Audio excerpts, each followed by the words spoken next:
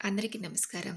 ఈరోజు మనం వినబోయే కథ ఏంటో తెలుసుకునే ముందు, కొత్తగా ఎవరైనా మన ఛానల్ చూస్తున్నట్లయితే తప్పకుండా ఒక లైక్ చేసి ఛానల్‌ని సబ్స్క్రైబ్ చేసుకోవడం మర్చిపోద్దు. ఇక కథలోకి వెళ్తే, ప్రతిసారి పండగకొచ్చినట్టే రఘురామయ్య, కౌసల్యలిద్దరూ కూడా తమ కొడుకు ఆనంద్ ఇంటికొచ్చారు. అమ్మానాన్నలు రావడం గమనించిన ఆనంద్, "రండి నాన్న, రా అమ్మా" అని తండ్రి చేతిలో ఉన్న బ్యాగ్‌ని తన చేతుల్లోకి తీసుకుని లోపలికి ఆహ్వానించాడు.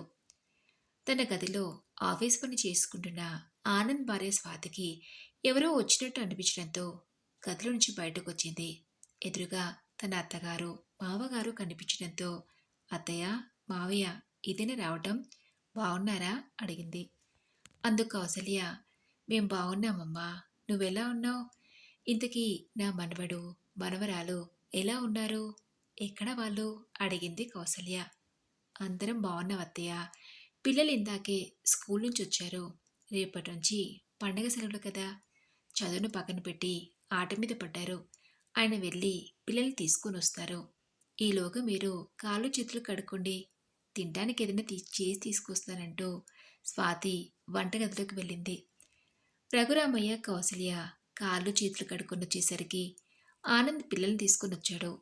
కౌసల్య మనవణ్ణి, మనవరాల్ని చెరో పక్క దగ్గరికి తీసుకుని, "ఎక్కడికి వెళ్ళారు నాన్న?" అడిగింది. "నానమ్మ, రేపటి నుంచి మా స్కూల్కి సెలవులు కదా, ఆడుకోవడానికి బయటికి వెళ్ళాం. ఇంతకీ నువ్వు తాతయ్య ఎప్పుడొచ్చారు? నా కోసం ఏమేమి తీసుకొచ్చారు?" అడిగాడు తన ముద్దు ముద్దు మాటలతో మనవడు అభి. మనవడి మాటలకు మురిసిపోతూ, "ఇప్పుడే వచ్చాను నాన్న. రాగానే నీ గురించి అడిగితే నువ్వు అక్కడెక్కడో దూరంగా ఆడుకుంటున్నావని అమ్మ చెప్పింది. నేను తాతయ్య వచ్చాం కదా, రేపటి నుంచి నువ్వు, చెల్లి, నేను, తాతయ్య అందరం కలిసి ఆడుకుందాం, సరేనా?" అంది కౌసల్య. "అలాగే నాన్నమ్మ. ఇంతకీ మా ఇద్దరి కోసం ఏమేం తీసుకొచ్చారు?" అడిగాడు అభి. "నీకిష్టమని స్వీట్లు, చాక్లెట్లు తీసుకొచ్చాడు మీ తాతయ్య" అంటూ తన వెంట తెచ్చిన బ్యాగ్లో నుంచి తీసి పిల్లలిద్దరికీ ఇచ్చింది. పిల్లలిద్దరూ వాటిని తీసుకుని, "థ్యాంక్ యూ నాన్నమ్మ, థ్యాంక్ యూ తాతయ్య" అంటూ బయటికి వెళ్ళారు. వాళ్ళలా బయటికి వెళ్ళగానే స్వాతి అందరికీ కాఫీ కలుపుకొని తీసుకొచ్చింది. కోడలు తెచ్చిన కాఫీ తాగి కౌసల్య వంటగదిలోకి నడిచింది. పండగ కదా, పిల్లల కోసం పిండి వంటలు చేయాలని, "అమ్మ స్వాతి" అంటూ కోడల్ని వంటగదిలోకి పిలిచి, "పిండి వంటలకు కావలసిన సామానంతా తీసి ఇవ్వమ్మా, చేసేస్తాను" అంది. అందుకు స్వాతి, "అయ్యో అత్తయ్య, మీకెందుకంత శ్రమ? మీ అబ్బాయి బయట నుంచి తీసుకొస్తాలేండి" అంది. "బయట నుంచి తెచ్చేటివి మన ఇంట్లో చేసుకున్నట్టు ఎందుకుంటాయి స్వాతి? పైగా బయట రేట్ ఎక్కువ. అదే డబ్బులతో మన ఇంట్లో బోలెడు పిండి వంటలు చేసుకోవచ్చు. అందుకు కావాల్సిన సామానంతా ఎక్కడి నుంచి చెప్పు, నేను తీసుకుంటాలే. ఇంతలో నీ ఆఫీస్ పని చేసుకోమ్మా" అంది కౌసల్య. "నేను చెప్తే వినరు కదా, మీ ఇష్టం అత్తయ్య" అని అందుకు కావలసిన వస్తువులన్నీ బయటపెట్టి స్వాతి తన గదిలోకి వెళ్ళిపోయింది. ఓ 2 గంటల్లో 4, 5 రకాల పిండి వంటలు చేసి, అలాగే రాత్రి భోజనాలు కూడా వంట సిద్ధం చేసింది కౌసల్య. అందరూ భోజనాలు చేసి టీవీ ముందు కూర్చున్నారు. అభి, ఆద్యాలిద్దరూ రిమోట్ విషయంలో గొడవ పెట్టుకోవడం చూసిన కౌసల్య, "ఏంట్రా, ఎందుకలా గొడవ పెట్టుకుంటున్నారు?" అడిగింది. "చూడు నానమ్మ, అన్నయ్య ఎప్పుడు తనకు నచ్చిన కార్టూన్ ఛానల్నే పెట్టుకుంటాడు. నాకు నచ్చింది పెట్టనివ్వడు" అంది ఆద్య. "ఓ, దాని గురించే మీ గొడవంతా. మీరిద్దరు ఇలా రండి" అని పిల్లలిద్దరినీ తన గదిలోకి తీసుకెళ్లి కథలు చెప్పడం మొదలుపెట్టింది కౌసల్య. పిల్లలిద్దరూ కౌసల్య చెప్పే కథలను ఆసక్తిగా వింటూ మధ్య మధ్యలో వాళ్ళకొచ్చిన సందేహాల్ని వాళ్ళ నానమ్మ అడిగి తెలుసుకుంటున్నారు. అలా ఒక కథ పూర్తవగానే, "నానమ్మ, ఇంకొక కథ చెప్పవా? చాలా ఇంట్రెస్టింగ్గా ఉన్నాయి" అడిగాడు అభి. అలా కౌసల్య రెండో కథ చెప్పడం మొదలుపెట్టగానే అభి, ఆద్యాలిద్దరూ మధ్యలోనే నిద్రపోయారు. కౌసల్య పిల్లలిద్దరినీ బెడ్పై పడుకోబెట్టి దుప్పటి కప్పింది. వంటగదిలో తన పని పూర్తి చేసుకుని స్వాతి వచ్చేసరికి పిల్లల అల్లరి వినబడకపోవడంతో, "ఏంటత్తయ్య, పిల్లల అల్లరి వినబట్టలేదు, అప్పుడే నిద్రపోయారా ఏంటి?" అడిగింది. అందుకు కౌసల్య, "అవునమ్మా, కథలు చెప్తుంటే మధ్యలోనే నిద్రపోయారు. అందుకే బెడ్పై పడుకోబెట్టాను" అని చెప్పింది. "అదేంటి, రోజు రాత్రి 11 అయినా ఆ టీవీ ఆఫ్ చేయరు. నిద్రపోవడానికి రమ్మంటే రారు. అలాంటిది ఈరోజు ఇంత తొందరగా అలా ఎలా నిద్రపోయారు? చాలా ఆశ్చర్యంగా ఉందే అడిగింది స్వాతి. పిల్లలకు కానీ, పెద్దలకు కానీ రాత్రిపూట కథలు వింటూ పడుకుంటే హాయిగా నిద్రొస్తుందమ్మా అంది కౌసల్య. అలా మరుసటి రోజు నుంచి పిల్లలిద్దరికీ అన్నం తినిపిస్తూ, వాళ్ళతో ఆడుకుంటూ, సాయంత్రం అయిందంటే పిల్లల్ని తీసుకుని పార్కుకి వెళ్ళి వాకింగ్ చేస్తూ, రోజు రాత్రి పిల్లలకి కథలు చెప్తూ రఘురామయ్య, కౌసల్యకు సమయం ఇట్టే గడిచిపోతుంది. పిల్లలకు కూడా తమ సెలవులకు నానమ్మ, తాతలతో సరదాగా గడిపేస్తున్నారు. ఇంతలో భోగి పండుగ రానే వచ్చింది. పిల్లలిద్దరికీ ఉదయాన్నే తలార స్నానం పోసి పట్టుబట్టలు వేసి చుట్టుపక్కల వాళ్ళందరినీ పిలిచి పిల్లలకు భోగిపళ్ళను పోసింది. ఆ తర్వాత పండగ యొక్క విశిష్టం చెప్తూ పూజను ముగించింది. రఘురామయ్య మనవడితో కలిసి సరదాగా పతంగులు ఎక్కించాడు. అలా అందరూ కలిసి పండగని సంతోషంగా జరుపుకుంటున్నారు. ఆనంద్, స్వాతి ముందెన్నడూ లేని విధంగా పిల్లలు సంతోషంగా ఉండటం చూసి ఓ రోజు ఆనంద్ తన కొడుకుతో, ఒరే నాన్న అభి, ఈ మధ్య నువ్వు చెల్లి చాలా సంతోషంగా కనబడుతున్నారు. అంతకు ముందులా అల్లరి చేయకుండా బుద్ధిగా చెప్పిన మాట వింటున్నారేంటి అడిగాడు. అందుకు అభి, నానమ్మ తాతయ్యలు మాతో పాటు ఉంటే మాకు చాలా సంతోషంగా ఉంది డాడీ. నానమ్మ రోజు మాకు ఇష్టమైనవన్నీ చేసి తినిపిస్తూ సాయంత్రం పూట మాతో ఆటలు ఆడుకుంటుంటే మాకు చాలా సరదాగా అనిపిస్తుంది. అంతేకాదు డాడీ, నానమ్మ రోజు పడుకోవే ముందు కథలు చెప్తుంటే మాకు హాయిగా నిద్ర పడుతుంది అన్నాడు. ఆ మరుసటి రోజు ఉదయం అందరూ కలిసి టిఫిన్ చేస్తుంటే, నానమ్మ, ఇవాళతో మన సెలవులు అయిపోయాయి. రేపటి నుంచి మళ్ళీ స్కూలుకు వెళ్ళాలి. నాకైతే రోజు ఇలాగే మీతో ఆడుకుంటూ సరదాగా ఉండాలనుంది. అవును నానమ్మ. తాతయ్య పోయినసారి పండగకొచ్చి వెళ్ళినట్టు ఈసారి కూడా మళ్ళీ మీరు వెళ్ళిపోతారా? ఇంతకు మీరు ఎక్కడుంటారు?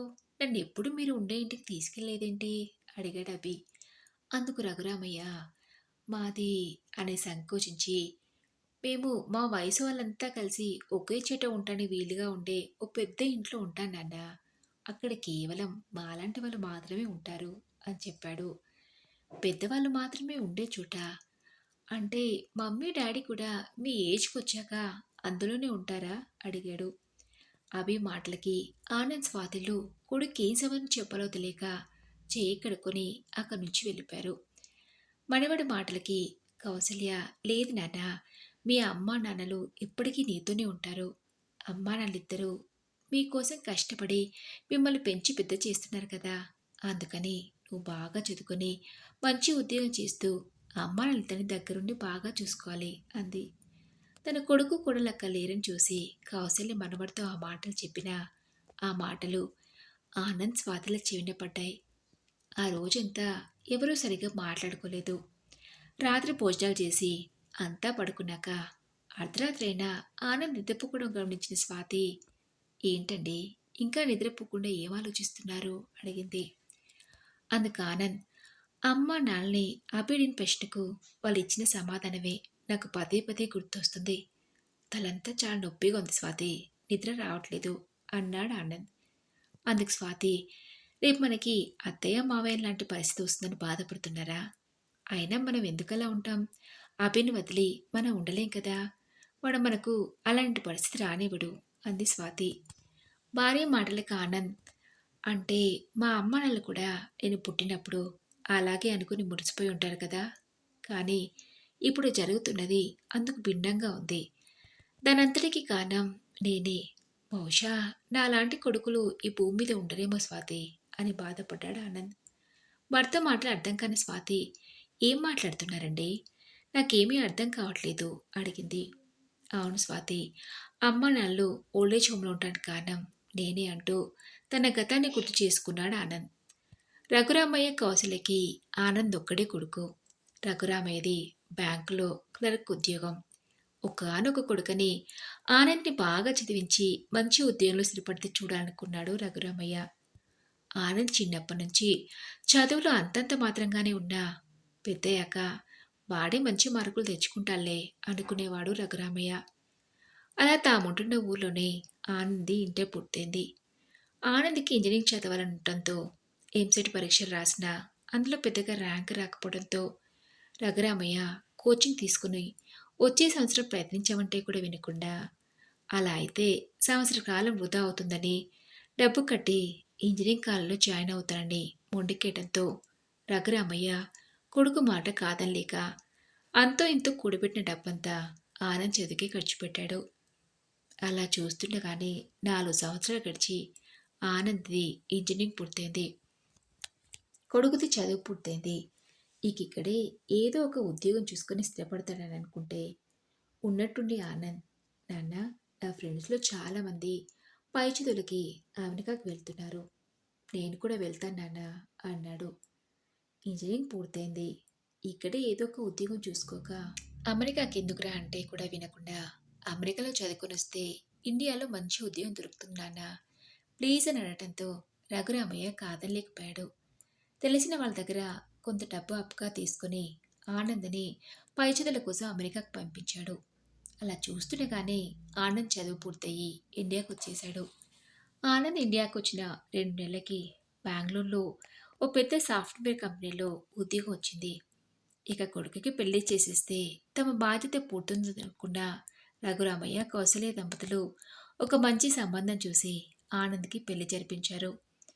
ఆనంద్ ఉద్యోగరీత్యా బెంగళూరులో ఉంటున్నాడు. కోడలు స్వాతి కూడా ఉద్యోగం చేసే అమ్మాయే. ఆనంద్కి పెళ్ళైన 3 సంవత్సరాలకి రఘురామయ్య రిటైర్డ్ అయ్యాడు. ఇక మీదట తమ మిగిలిన జీవితాన్ని కొడుకు దగ్గర గడపాలని నిర్ణయించుకుని రఘురామయ్య రోజు తన కొడుకు ఆనంద్కి ఫోన్ చేసి, నేను అమ్మ నీ దగ్గరికి రావాలనుకుంటున్నావురా అడిగాడు. అందుకు ఆనంద్, నాన్న, మీకు అమ్మకి ఇప్పుడే ఏమంత వయసు అయిపోయిందని కొన్ని రోజులు ఊళ్ళోనే ఉండొచ్చు కదా. మేమిద్దరం ఉద్యోగికి వెళ్తే వెళ్ళం. మేము ఆఫీస్లకు వెళ్ళాక ఇంట్లో ఇద్దరే ఎలా ఉంటారు? అయినా నాన్న, మన ఇండియాలోనే తల్లిదండ్రులు ఇలా ఆలోచిస్తారు. రిటైర్డ్ అవ్వగానే పిల్లలతో పాటు ఉండిపోవాలని. నేను అమెరికాలో చదువుకుంటున్న రోజుల్లో అక్కడ వాళ్ళ జీవన విధానం, పద్ధతులను చూసి నాకు ఆశ్చర్యం కలిగింది. అక్కడ వాళ్ళు మనలా కాదు నాన్న. పిల్లకి 18 సంవత్సరాల వయసు రాగానే వాళ్ళ దారి వాళ్ళని చూసుకోమని పిల్లల్ని వదిలేస్తారు. పిల్లలు కూడా అంతే. వయసు అయిపోయిన తల్లిదండ్రులను దగ్గరుండి చూసుకోరు. నాకు అవన్నీ చూశాక వాళ్ళ మనం ఎందుకు బతకలేమనిపించింది నాన్న. మీకు ఎంతో కొంత పెన్షన్ వస్తుంది కదా. తక్కువ పడితే నేను నెల నెల డబ్బు పంపిస్తాను. మన ఊర్లోనే ఉండండి అని చెప్పాడు ఆనంద్. కొడుకు మాటలకి కౌసల్య మనసు చివుకుమంది. ఏంట్రా, వయసైపోయిన తల్లిదండ్రులు కొడుకు దగ్గర కాక మరెక్కడ ఉంటారు? మేము ఈ వయసులో నీ దగ్గర ఉండాలని ఆశపడుతుంటే నువ్వు అలా అంటావేంటి అని అడిగే లోపే రఘురామయ్య, సరే ఆనంద్, నీ ఇష్టం, ఇక్కడే ఉంటాలే అని ఫోన్ పెట్టేసి భార్యకి నచ్చి చెప్పాడు. అలా కొన్ని రోజులు అక్కడే ఉండి ఆ తర్వాత ఆ వయసులో ఒంటరిగా ఉండలేక, పైగా సొంత ఇల్లు కూడా లేకపోవడంతో ఇంటిని ఖాళీ చేసి నెలలా వచ్చే పెన్షన్ డబ్బులను కట్టుకుంటూ ఉంటామని ఒక ఓల్డేజ్ హోమ్లో జాయిన్ అయ్యారు. తల్లిదండ్రులు ఓల్డేజ్ హోమ్లో ఉంటారని తెలిసి కూడా ఆనంద్ వాళ్ళని తన దగ్గరికి రమ్మని ఎప్పుడూ పిలవలేదు. ఎప్పుడైనా కొడుకుని, కోడల్ని, వాళ్ళ పిల్లల్ని చూడాలనిపించినప్పుడు లేదా పండగలకు కొడుకు దగ్గరికి వెళ్ళి ఓ వారం 10 రోజులు ఉండి తిరిగి ఓల్డేజ్కి వెళ్ళిపోతుంటారు. మరి అత్తయ్య వాళ్ళు మన దగ్గరికి రావాలనుకుంటున్న విషయం నాతో ఎందుకు చెప్పలేదు అడిగింది స్వాతి. అందుకు ఆనంద్ ఏం మాట్లాడకుండా మౌనంగా ఉండి, తప్పు చేసిన స్వాతి, నాన్న రిటైర్డ్ అవ్వగానే అమ్మ నాన్నని ఇక మీదట మన దగ్గరే ఉండని అనాల్సింది నేను. వాళ్ళంతటా వాళ్ళు మన దగ్గరకు వస్తానన్నా వద్దని చెప్పి చాలా పొరపాటు చేశాను. అవే నేను ప్రశ్నకు నాకు బుద్ధొచ్చింది. రేపు వాడు మనకు అలాంటి పరిస్థితి కల్పిస్తే మనం తట్టుకోగలమా? లేదు. ఇక మీదట అమ్మ నాన్నలు ఒళ్ళు చోములో ఉండటానికి వీల్లేదు. వాళ్ళని మన దగ్గరే ఉండమని అడుగుతాను స్వాతి అన్నాడు ఆనంద్. అవునండి, అత్తయ్య మావల్ని ఈ వయసులో చూసుకోవాల్సిన బాధ్యత మనదే.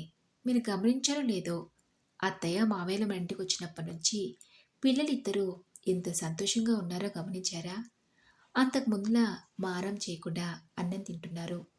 పిల్లలిద్దరూ కొట్టుకోవడం మానేశారు. అత్తయ్య చెప్పే కథలు వింటూ హాయిగా నిద్రపోతున్నారు. పైగా ఇంట్లో పెద్దవాళ్ళుంటే ఆ కలే వేరండి. ఇన్ని రోజులు అనవసరంగా వాళ్ళని దూరం చేసుకున్నాం అని స్వాతి అంటంతో ఆనంద్, ఎప్పుడెప్పుడు తెల్లవారుతుందా, తల్లిదండ్రుల కాళ్ళ మీద పడి క్షమాపణ కోరి ఇక మీదట తన దగ్గరే ఉండిపోమ్మని అడగాలని ఆలోచిస్తుండగానే తెల్లవారిపోయింది.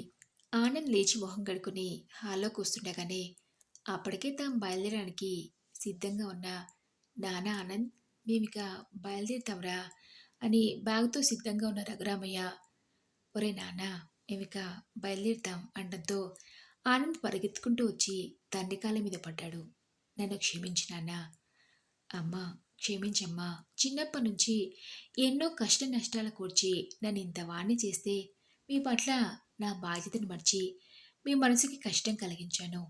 మిమ్మల్ని నా మాటలతో బాధ పెట్టాను అని బోర్ని ఏడ్చాడు. రఘురామయ్య కొడుకును పైకి లేపి అలాంటిదేం లేదురా ఆనంద్. ఇప్పుడు మాకేమైందని బాగానే ఉన్నాం కదా అన్నాడు. ఉన్నా నాన్న బాగానే ఉన్నారు.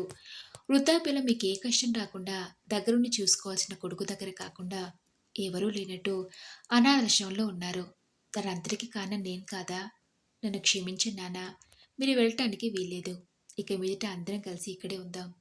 మీకే కష్టం రాకుండా చూసుకుంటాను అని ఆనంద్ బాధపడటంతో రఘురామయ్య తన చేతిలో ఉన్న బ్యాగ్ని కింద పెట్టి కొడుకును ఓదార్చుతుండగా స్వాతి వచ్చింది. అవునత్తయ్య, మావయ్య, ఇక మీదట మీరు మాతోనే ఉండాలి. ఇన్ని రోజులు మిమ్మల్ని దూరం పెట్టానని రాత్రంతా ఆయన చాలా బాధపడ్డాడు. పెద్ద మనసుతో మమ్మల్ని క్షమించండి అత్తయ్య అనే స్వాతి అనడంతో కౌసల్య రఘురామయ్య కొడుకు కోడల్ని చెరుకు వైపు దగ్గర తీసుకుని కుండలకు హత్తుకున్నారు. ఈలోగా అప్పుడే నిద్రలేచిన అభి వచ్చి అంటే నానమ్మ తాతయ్య ఇక మీదట మనతోనే ఉండబోతున్నారన్నమాట. అయితే రోజు రాత్రి నానమ్మ చెప్పే కథలను వింటూ హాయిగా నిద్రపోవచ్చు అన్నాడు. మనవడి మాటలకి కౌసల్య మురిసిపోయి కుండలకు హత్తుకుంది. మరి ఇదండి రోజు కథ. ఈ కథపై మీ విలువైన అభిప్రాయాన్ని నాతో కామెంట్ బాక్స్లో షేర్ చేసుకోండి. అలాగే ఈ కథ మీకు నచ్చితే తప్పకుండా ఒక లైక్ చేసి ఛానల్ని సబ్స్క్రైబ్ చేసుకోండి. నెక్స్ట్ వీడియోలో మరొక మంచి కథతో కలుసుకుందాం.